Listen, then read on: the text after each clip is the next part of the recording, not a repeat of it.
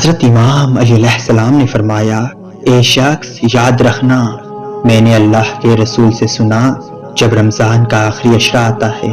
عید قریب آنے لگتی ہے، تو جبرائیل و میکائیل آسمانوں سے فرشتوں کو لے کے اللہ کے حکم سے زمین پہ مقیم ہو جاتے ہیں اور ہر ایک مومن کے گھر جا کے یہ کہنے لگتے ہیں کہ یہ مبارک مہینہ اللہ کی طرف سے قیمتی تحفہ ملا ہے،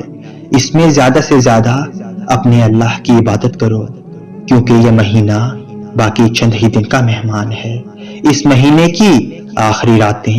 انسان کو دوزخ سے محفوظ کرتی ہیں۔ اس مہینے کی آخری راتوں میں مانگی ہوئی دعا انسان کے مقدر کو سنوارتی ہیں۔ تو وہ شخص عرض کرنے لگا، یا علی، ہمیں معلوم کیسے ہو کہ فی الوقت جبرائیل و میکائیل ہمارے گھر میں ہیں؟ بس تو امام علی نے فرمایا، ان فرشتوں کا تمہارے گھر سے گزر فجر اور تہجد کے بیچ میں ہوتا ہے، اور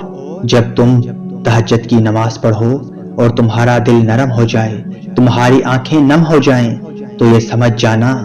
کہ اس وقت وہ مقدس فرشتے تمہارے گھر میں ہیں۔ اس وقت تم جو اللہ سے دعا مانگو گے